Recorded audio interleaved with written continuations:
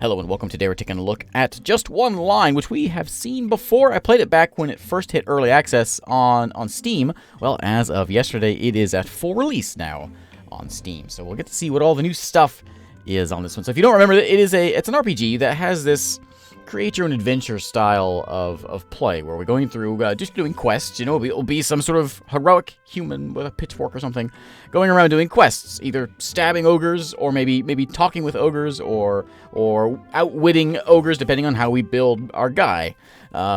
Interesting thing here, though, is there's a quest editor, and you can create your own quest, your own stories that folks can kind of follow through and throw it up on the workshop, or on the I think website actually is where it goes, and you can add those into the game, which is a very cool thing. I approve. So let's try this one out. It's developed by JOL Studios. Let's jump in here and make up a new guy. So we can only do human right now. I haven't played enough of the game to unlock any other races. But we'll be a human, and we also have different factions that we could be if I had played more of the game. So we'll stick with a boring old commoner human. We can choose what our power is. Are we strong? Are we witty? Or are we cunning? Which one do we want to do? Let's be, I was powerful last time. We just went in and we just, start stabbing things. Let's be cunning today. Let's see how that plays out. Choose our skin color. We can be our hair style, beards. Oh man. I like it. That looks like just like me. All right. Immersive mode. Game won't display any metagame. Okay, sure. All right. So this one involves some reading. So I'll do some. I'm gonna turn the volume down because it's very loud and hurting my ears. All right. Welcome to the Little Horn Inn. Little Horn Inn. Nothing else to say there. I have a character. We have an army. We can come and buy some things. We got a bit of cash. I cannot buy anything actually right now. What do I have? Let's go take a look at my character here. So there's me. I have fists, and that is it. You can see my cunning is a level of 2. I've got strength and wit, which I'm not very good at. We'll eventually get some levels out of this. But let's go see what we can do here in the tavern. We get these little quests up here. There's a missing child, apparently. To all adventurers, a child is missing from a small village in the hills. The I'm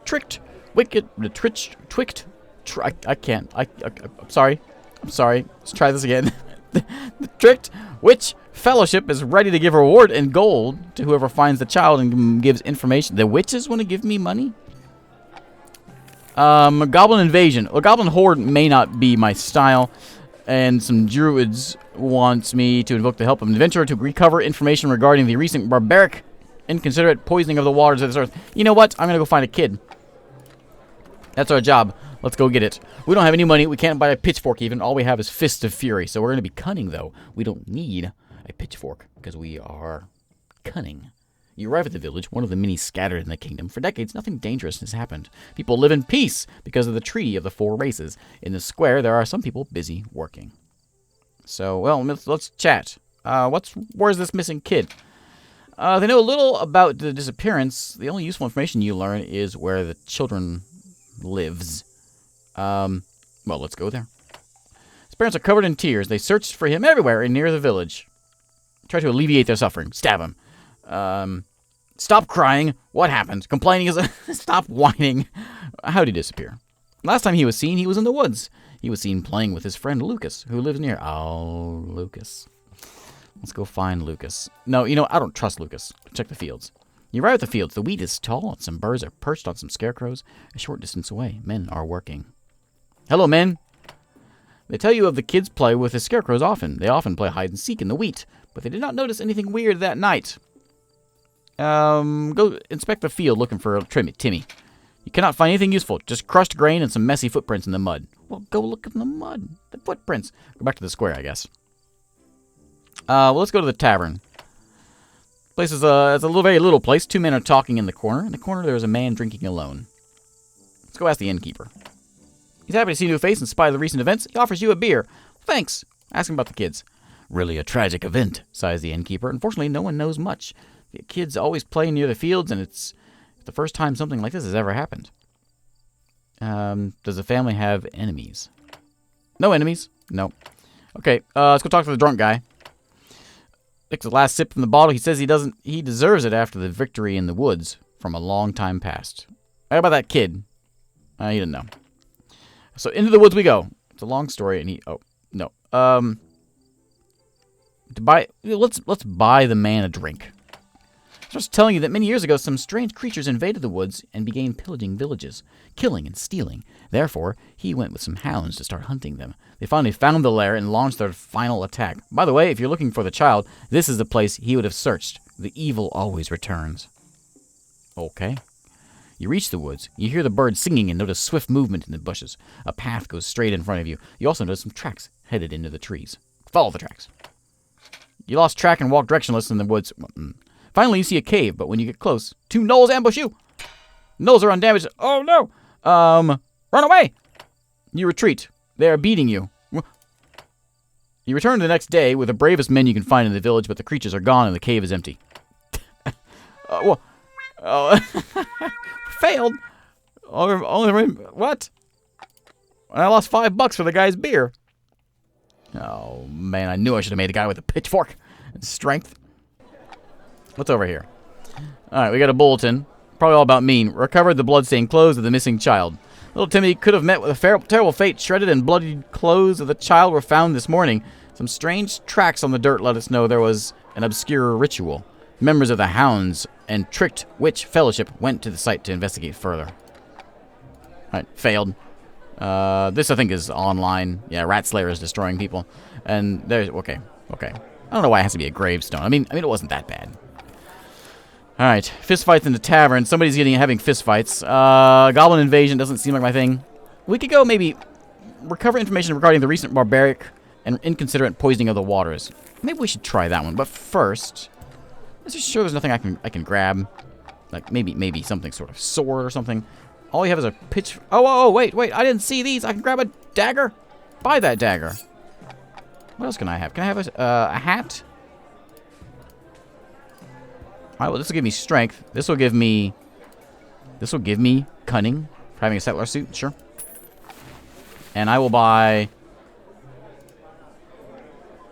apple cider, sure. Drink up. Alright. I'm feeling better now. Yeah, now we're good. We got a dagger in our hand. We were wearing a beret. Okay. Fame's not very good.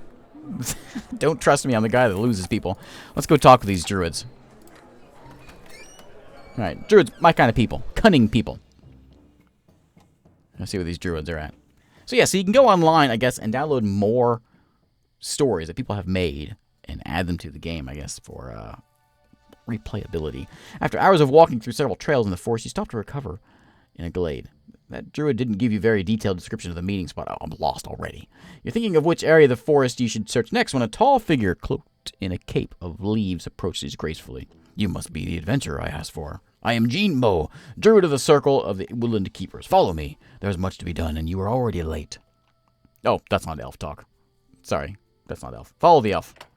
On your way, Jeanbo tells you the origins of the problem. Elf talk. So some time ago, 2 foolish creatures... I'm sorry. I can't control myself. Came here to prepare a love potion. They were successful, but clumsily and irresponsibly spilled it into the river that spans through the whole rain. Such carelessness created an imbalance in the natural order of things. This elf can't talk. Now every insect, plant, or creature in this vicinity grows and proliferates with an exaggerated rhythm. Not exaggerated rhythms. This is causing problems in some areas where the river flows. The elf pauses before going on. Cries a little bit. The swamp, as you may know, is an example of these areas. Clearly, everyone is pointing at us keepers as the ones responsible for this disaster. And while not even remotely involved, we are called upon to solve the matter. Meanwhile, you sense the sound of flowing water. You arrive near the river. There, take a look at your own eyes. Results of such stupidity. Watch your language there, elf. River flows beneath you. From here you can see its banks infested with a myriad of aquatic plants. Masses of putrefying fish and frogs. Clouds of insects buzzing over them. Imbalance and its consequences, says Jeanbo in a sorrowful tone. He's crying again. What you need to do is simple. Find the witch that prepared the potion and ask her which components she used to prepare it. This way it will be much easier for us to prepare a restoration potion. Now, go. Let us not waste any more precious time. Where is this witch at? Necessary directions? Okay, set off. A half day's walk to the forest. Let's go chat. Oh, the elf finds it amusing to give such generic directions. That elf. You still haven't found the landmarks he mentioned. Luckily, you see a group of men in the distance. You can ask them for directions. Approach them and notice the Shield Brothers insignia on their coats. Surely they'll be able to help you. Greet the three men and ask for info, but they seem somewhat odd and confused. We're going to see the king, says one of them, indicating in the front of him. But even though you don't quite know where you are, you're pretty sure the capital isn't that way. Only mountains. No. You know what? We are a coward. We let them go. Maybe asking them for directions wasn't such a good idea. They're more lost than you. You wish them a good day and carry on by yourself. Many hours go by, but you eventually find a small hut that Jinbo was talking about. You knock on the door, and a middle-aged woman invites you in. You explain the whole story to the women, particularly the part where the druids need to know the reagents used to create the elixir. Aha! Begins laughing in the witch. Oh, sorry, that's not witch laughter. So those despicable elves want my help. I know, despicable is the word I use too. They can forget it. Where are they every time a farmer or shepherd is in trouble? They never deign to help us poor folk live, which has quite a vocabulary. But poor folk that live near the forest, let them solve their problems on their own. The woman is quite furious.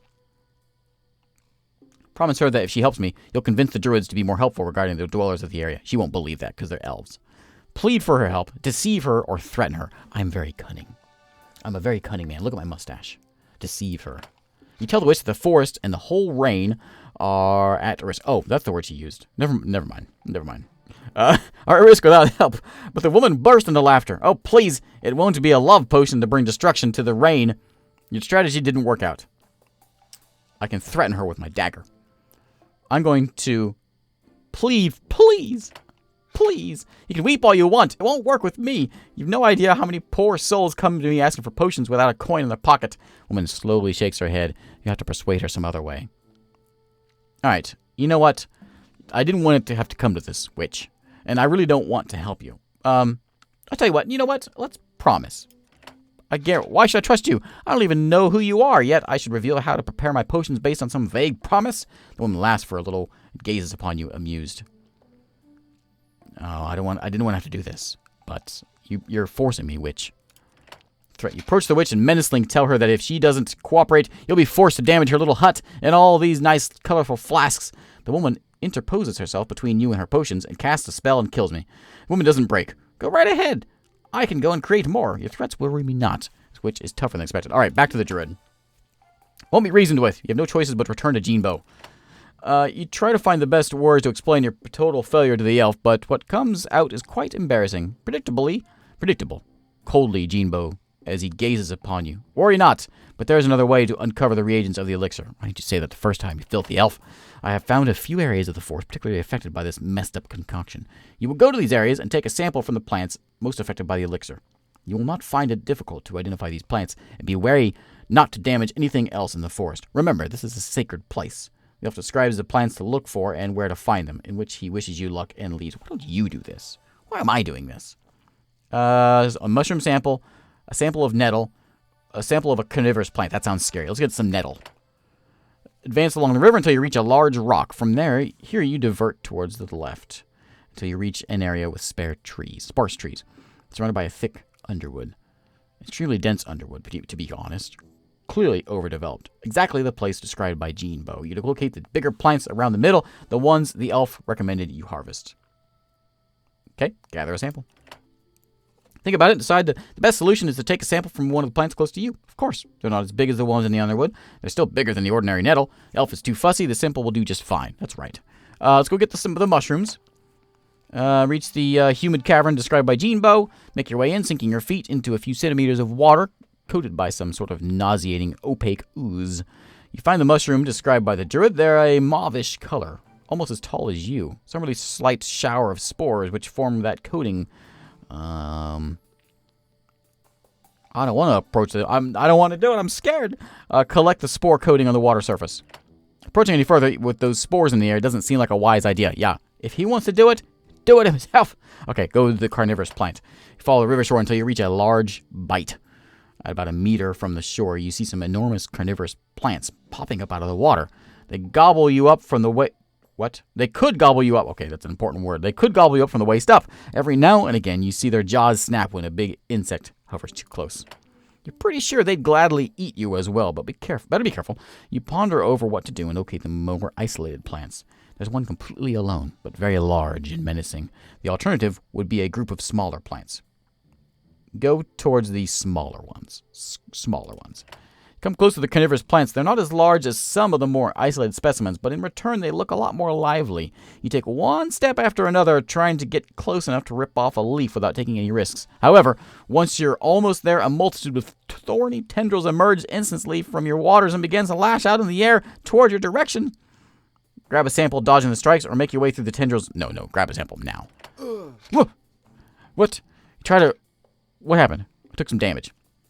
Try to cover the few meters that separate you and the objective, avoiding the lashes from the plants, but the tendrils move too quickly, and the thorns scratch you all over. You're a step away from the leaf, so you move forward just a little more in order to rip it off. But in return, the plants slash off some pieces of fabric and flesh from you, aching from the scratches. You secure the specimen. Not exactly what the same size that he wanted, but it's going to have to do. Once again, you search for the glade and wait for the druid. A little while later, the elf appears. I suppose it's a great achievement that you did not die whilst recovering the samples. Do you have them with you? Yeah. Hand him over. Ask him for a bonus because I had to risk my life. Yeah. First, let me see the samples that you gathered. Then we'll talk about rewards. No. First, give me the reward. Then I'll hand you my samples. Oh, fine. This is not what I asked for, angrily the elf exclaims. I should send you back to gather the right samples, but we have already wasted enough time. That's the spirit. It would have been better to take care of it myself. That's what I said. You can forget about your reward. What? Concludes the elf, disgusted. He quickly withdraws. You try to stop him in order to explain, but he vanishes from your sight in a whirl of leaves. All you can do is return back to the tavern. No, it's not a... the druids hate me now. Oh, man, I'm terrible. All I do is walk around town ruining everyone's... Okay. What's number 2? Still no word regarding the issue of the enchanted waters. Still keep themselves regarding extreme in case of flora and fauna near our Rain River. Yeah, just wait and hope. Okay. We got this. Yeah, Rat Slayer is great. So my fame's kind of okay. Can we maybe what can we do here? I don't have any money. I got $5. We got to do something successful. Goblin invasion. That sounds like a terrible thing to be doing. Trouble with bandits. Fist fights in the tavern for $50. You know what? We can do this. No, we can't. We've never been threatened by bandits before. Dude, we don't have soldiers to protect us. Please help get rid of them. Okay. This is it. This is our big one. Big day here. If we succeed, we'll be the hero of the town. If we fail, probably die. But this is where we make our stand. I did the barroom one before when I played this bar. You arrive at the village early in the morning. You talk to the old man, but he doesn't have any gold to offer. The Shield Brothers of the fortress up in the hills don't want to send their warriors. They say they have more urgent matters to deal with, like get lost and walk the wrong way. They protected us for years. We don't know how to defend ourselves. Don't abandon us. Cursing the old man, you leave his house, thinking that you should help him anyway. Probably the best way to help, you think, is by drinking a couple of beers. Sure. So you go towards the tavern. After drinking a long journey, you and the stress of having thought so much, you start to feel tired and you fall asleep on the counter. You're awakened by the frightened cries of the villagers who are running everywhere. A boy enters the tavern while saying the bandits are raiding the village. All right, here we go. This is it. You reach the square where you see a tattooed man with long hair giving orders to his minions. You draw his attention, and the man walks towards you ready to fight. I think I did this quest before also. This guy looks tough. Better run for it. Fight. Talk with the chief. Chief, I have something to say to you. He stops in front of you. Your chit-chat amuses him. He listens to you. Tell him of the terrible and totally fake curse that falls on the raiders in this village. Oh, what a clever one I am. He says he's not scared by your curses, but his jaw drops for a moment. Nobody's ever tried to raid the village before. At any moment, his men will start to suddenly die. No, I'm going to tell him this one. No one's ever tried this before. You're pretty brave. Chief looks around nervously, as if looking for imminent threats. I will show him the village doesn't even have a warrior to protect it. Look, they sent me out. The chief fell for it. He takes a step back and orders his men to gather and retreat. As soon as he tells them of the curse, they start going away frightened. Oh yeah, what a hero I am. New unlock. Commoner, +1 to your... Oh. Yes, thank you. And they're always grateful for you. Right. Give me some money. I'm poor. I need a sword or something. Okay, let's go read about this one. Bulletin number 3. A brave adventurer. My name's Nook. Challenged the attack of a group of bandits near a village of the northern hills. The old chief abandoned the regular troops of the kingdom and trusted the protection of his... Yes. only hope that more heroes will rise like him in the future. Okay. Look at our fame's still a little ugly, but whatever. Okay, we got... Wait, where's my money? Where's my $250? But I made money. I'd like to know where our money is. Alright, well...